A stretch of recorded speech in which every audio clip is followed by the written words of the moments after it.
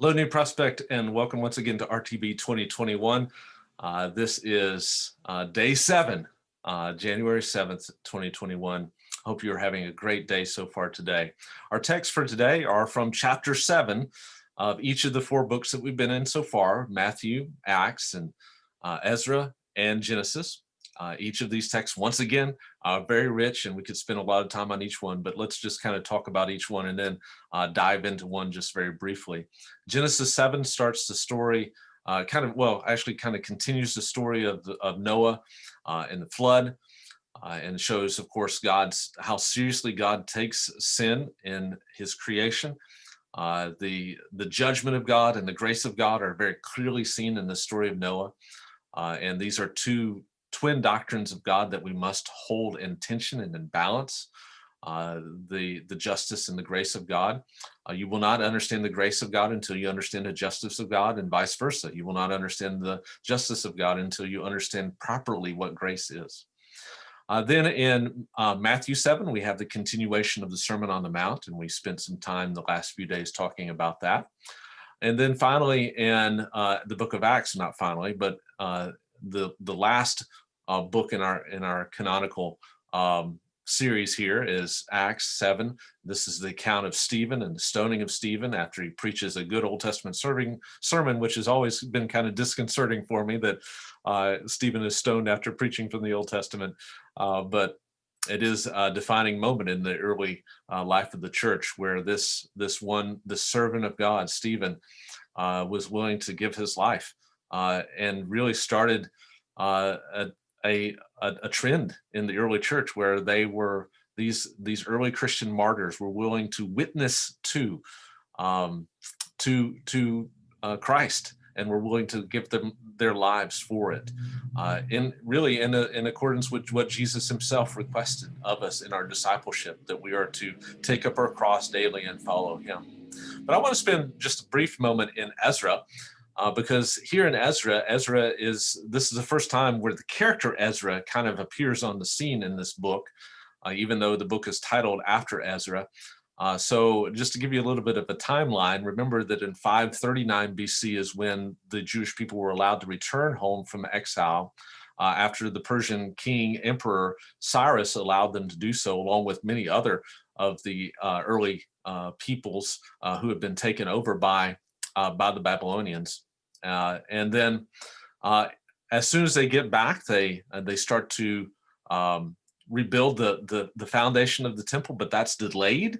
And then they finally do rebuild it, and the rebuilding probably takes them until around 515 BC, somewhere around in there.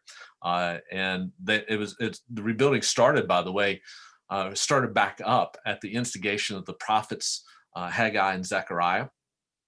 And then there's a space of time that occurs in the book that we don't know a whole lot of what goes on during that time. And we kind of fast forward to around 458 BC. And this is where we find Ezra. Ezra is kind of the towering figure of the post-exilic period for the Jewish people. And Ezra is so important because he rebuilds is a tool in God's hand to rebuild the people spiritually. Ezra is one who is focused on specifically rebuilding the people as a covenant community of faith by regrounding them in Torah. And in Ezra 7:10, many of you guys probably know this, but this is kind of my I hate the term life verse, but it's kind of the verse that defines my teaching ministry, my teaching philosophy, because it was the defining verse for my mentor as well, Dan Block, who had this as kind of his life verse, and that is Ezra 7:10. For Ezra had dedicated his heart to study the law of the Lord, to practice it, and to teach it. Now, of course, it was significant for Ezra to study the Torah because, again, the reason why Israel went into exile in the first place was because they had disobeyed Torah. And now he's trying to rebuild them as a covenant community of faith by teaching them Torah, teaching them the covenant documents of God. And that's kind of what we're doing for these next 300 plus days as we go throughout the rest of this year, is we're grounding ourselves in Torah, in God's not not the specific Torah of Genesis, Exodus, Leviticus, Numbers, and Deuteronomy, but the whole Bible, which we would consider to be our covenant documents, how God has revealed who he is, who we are, and how we're to walk in covenant relationship with him as individuals and as a church. And we find that in the scriptures. So Ezra had dedicated his heart to teach those things. And in a sense, this is something I try to encourage all my students at AU, but let me also encourage all of us that we are all, in a sense, teachers. We all have people in our sphere of influence that we can influence and impact. And in a way, we teach people about God through our actions, through our words, and through our knowledge of Scripture. So how do we prepare to be that kind of teacher in our families, in our workplaces, even in our friend groups? How do we ground ourselves in such a way that we are able to teach correctly and rightly divide the word of truth that we have in our scriptures? Well, Ezra gives us an example of how that's done. He studied it and he practiced it before he taught it. By the way, that term for teaching I love in Hebrew is an intensive verb, meaning that and it's the same root as the verb to learn.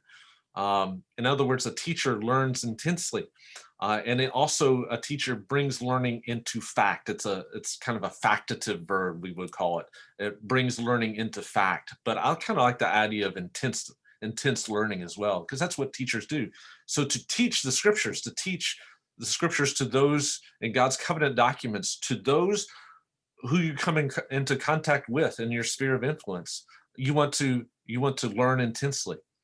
But that involves study, doesn't it? Studying is not just something that's passive. It's an active thing of studying the scriptures so that we can, as Paul tells Timothy, to study to show ourselves approved. And that's what we want to be doing with scriptures. But it's not just study, is it?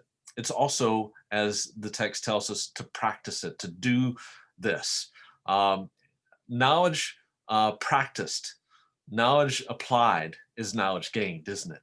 And in the same way, if we just study the scriptures and don't apply it to our lives, our teaching is going to appear to be somewhat hypocritical, you could say, maybe even vacuous, empty, because there's no reality behind it. But if we truly understand what we're reading, if we truly grasp the greatness of God that we're reading about and studying about in our scriptures, I think that's going to make a huge difference in our life, and it's going to show.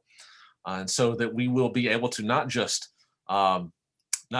study, but when we study, it by necessity, I think, becomes applicable in our lives, and it's something that we show in our lives. So I hope that's an encouragement to you as you begin this day today. As you read the scriptures today, don't just look to read them for yourself, study them for yourself, study them and then practice them in your life. And then also seek opportunities to teach them to others. So I hope you have a wonderful day today, and I hope you have a great day of studying, practicing, and teaching.